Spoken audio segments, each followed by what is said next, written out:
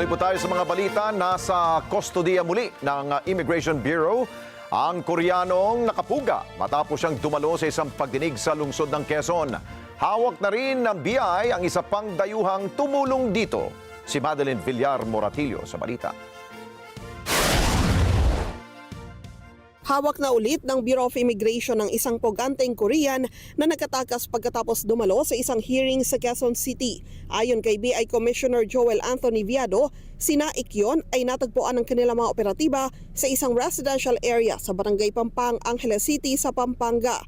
Bukod sa kanya, naaresto rin ang isa pang dayuhan na si Kang Changbong na tumulong umano kay na. Sa verifikasyon sa Korean National Police Agency, nakumpirma ng BI na si Kang ay wanted rin pala sa South Korea dahil sa kasong fraud. We were able to gather information initially from the CCTV na mula sa Quezon City ay nagpunta po sa isang lugar na malapit. Siya ho nag-facilitate ng pagtakas ni Mr. Na.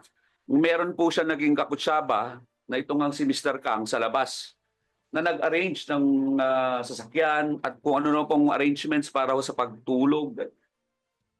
Ang tawag po niya dito ay isang brother.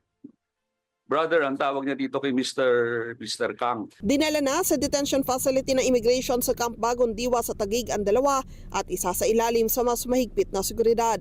Sina ay naaresto noon pang 2023 pero dahil may kinakaharap itong kasong estafa, hindi pa rin siya napapadeport. Inuna po namin ang pagtugis po sa kanya at paghuli. Kailangan po namin siyang kausapin at